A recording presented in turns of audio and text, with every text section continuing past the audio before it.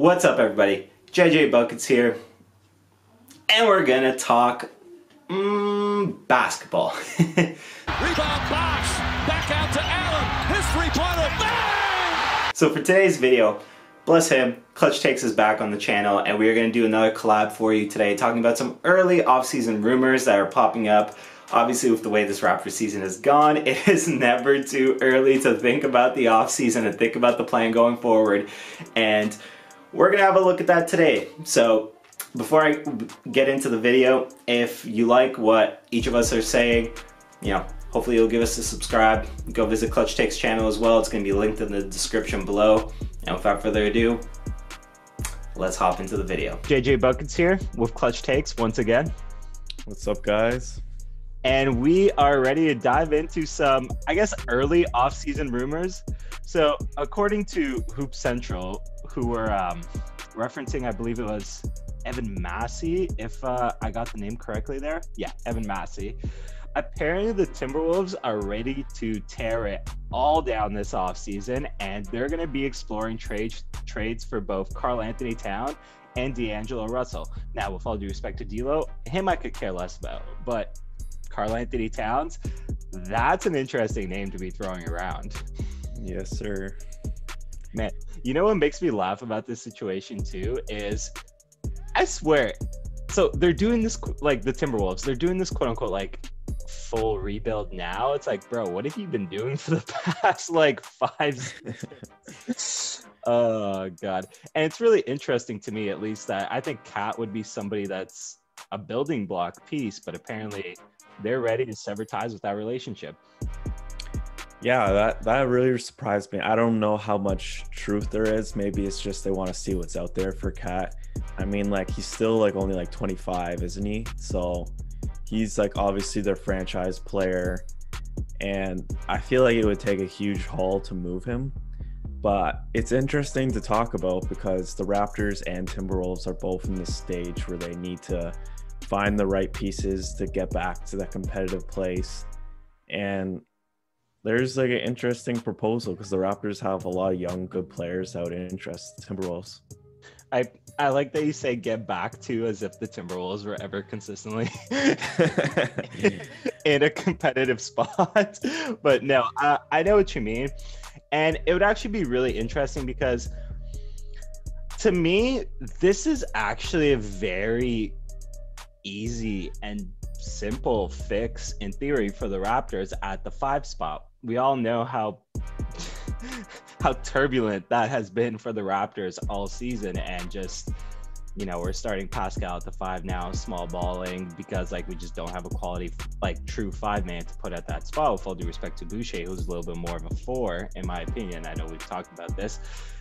Cat would almost immediately solve that problem for the Raptors. So if it's a question of whether or not it's worth pursuing, I think it absolutely is. I know we've heard recently some trade rumors about like Bradley Beal potentially, coming to the Raptors. That's coming back up again. But if it's a question of, that position where, you do have some talent, or the 5 spot, which is just a desperate need, I would lean Karl-Anthony Towns. Yeah, Karl-Anthony Towns would be huge and would solve a lot of problems. The main knock that people have on Karl-Anthony Towns is he's probably like, if not the most gifted scoring center in the whole league. Like, he shoots the 3 like better than anyone at the 5 position. The question obviously is his defense. And we obviously know the Raptors' identity is 3 and D. And maybe it's just like a situation where, not to relate it to Blake Griffin at all, but how he was just like in Detroit, somewhere he did not want to be. And if he goes to somewhere he wants to be, say that is the Toronto Raptors, hopefully, maybe he finds like another gear in a new system to play better defensively. Mm-hmm. I also think the personnel goes a long way. Like Karl-Anthony Towns, I don't think he's ever been a great defender by any means. I wouldn't even make the argument that he's a really good defender. But at least when somebody like a Jimmy Butler was there in Minnesota, you could see flashes of competence and decent play from Karl-Anthony Towns on the defensive end, which I bring up because Toronto has a lot more personnel that will hopefully raise his defensive game. Like OG Anunoby, for my money's worth, is one of the best wing defenders in basketball. Actually, he's just one of the best defenders in basketball, period. Like, Freddie, you can make a case for all defensive team this year. Toronto has the personnel to surround him with guys that will hopefully raise his floor on the defensive level, that even if he's not spectacular on that end, which I think nobody expects him to be, I don't think he would be as bad here. And I think part of what you're talking about is another worthwhile question as well, where it's like, okay, well, you're stuck on the Timberwolves. The team sucks. Where is your desire to really everything you can on that? Yeah, I think that brings it to, it's like the personnel and the culture. You know what I mean? Mm-hmm. It's like some teams just have like a team identity. Like a team like the San Antonio Spurs. Like, when have they ever been bad at defense? You know what I mean? And they always play team ball. So it's kind of like, it's like when DeRozan went to the Spurs, it's like his assists went through the roof. Like, obviously Pop had some influence in that, but still. So I think at the minimum, since he is so talented and like defense is an effort thing, I feel like it wouldn't put him obviously to like an all NBA defender, like, let's be real, but like I feel like he would definitely improve it. And like if you have like a semi decent defending five, which all you're asking for from Towns, like you said, like you build like a whole offense around this guy. Like he can get double doubles, it would solve our rebounding problem. Obviously space the floor, shooting the threes. He seems to be making some good plays passing wise.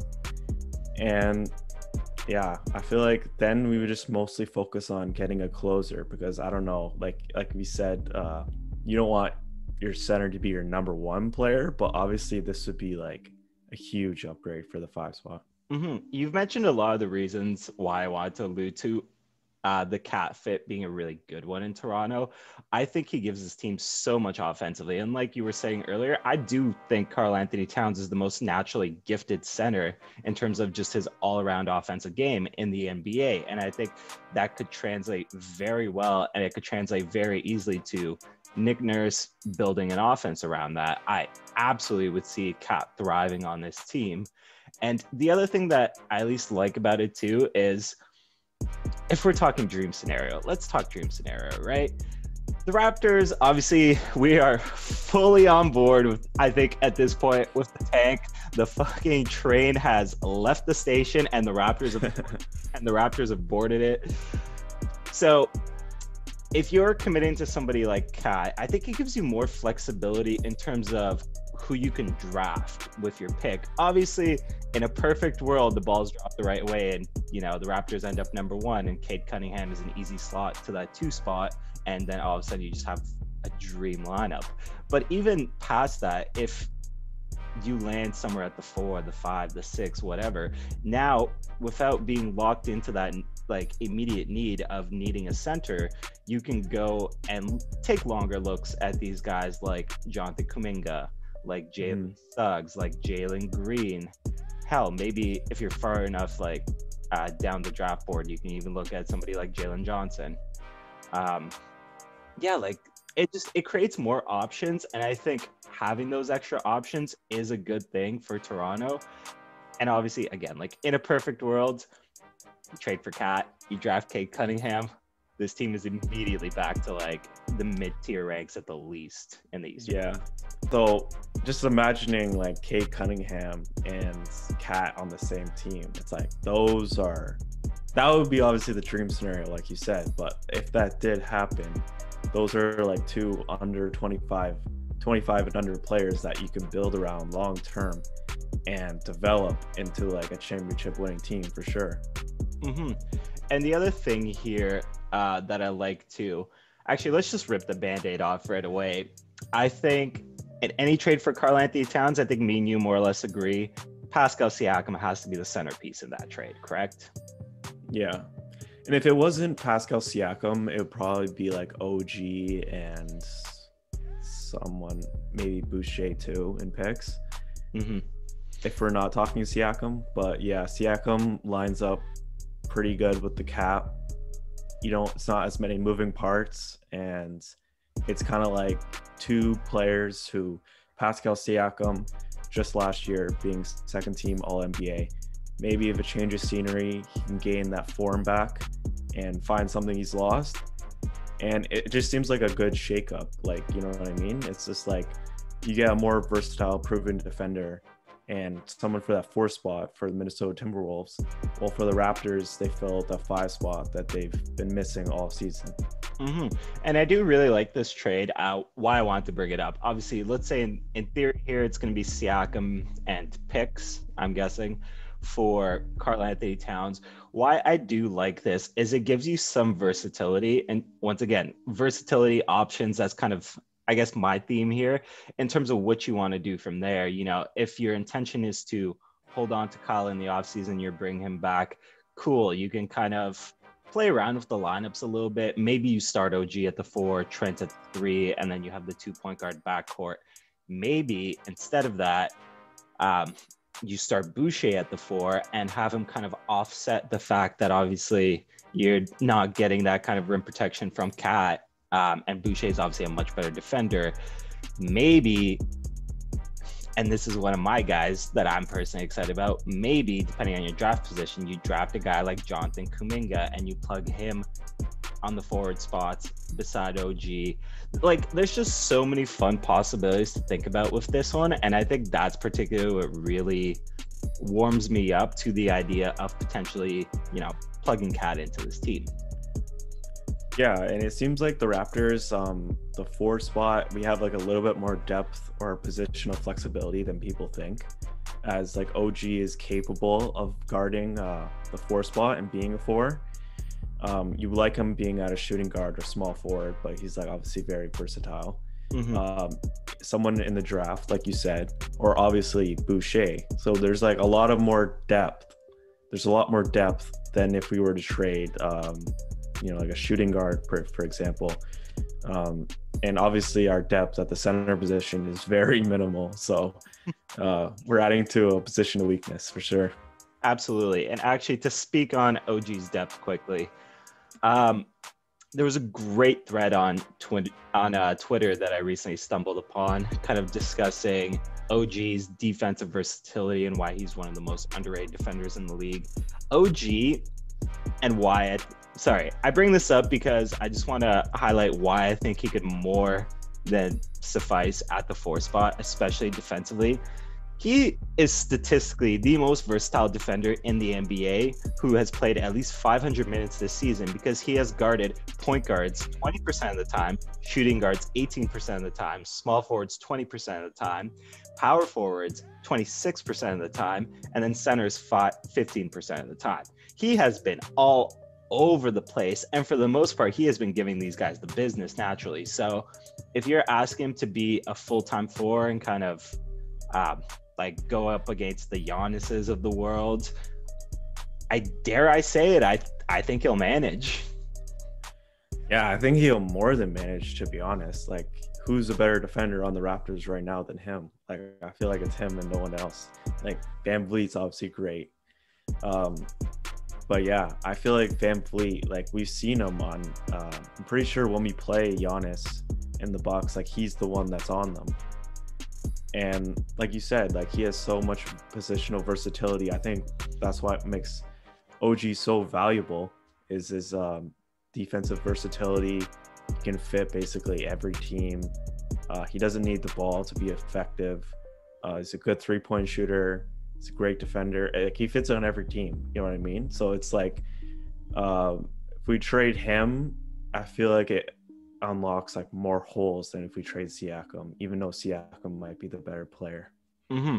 I do think Siakam is a better player just for the natural reasons of just he's a more competent scorer and playmaker. I think all around he is more complete, and that's what you sell the Timberwolves on, right? You're like, here's this guy that was a co-star during a championship run. So, just put the right building blocks around him. And you have a great player, which I think is absolutely true. And obviously the discussion you can have from that is, okay, why not do that in Toronto? Well, because in Toronto, you have a quicker path, I would say, to being a very good team in the Eastern Conference again. That, you know, if the breaking point on a Karl-Anthony Towns trade is whether or not you're willing to include Pascal Siakam in it, here you go. I'm more than fine with that. So that does it for us today. What do you folks think? Is Cat somebody that would look good in a Raptors jersey? Because I think he'd pull it off great.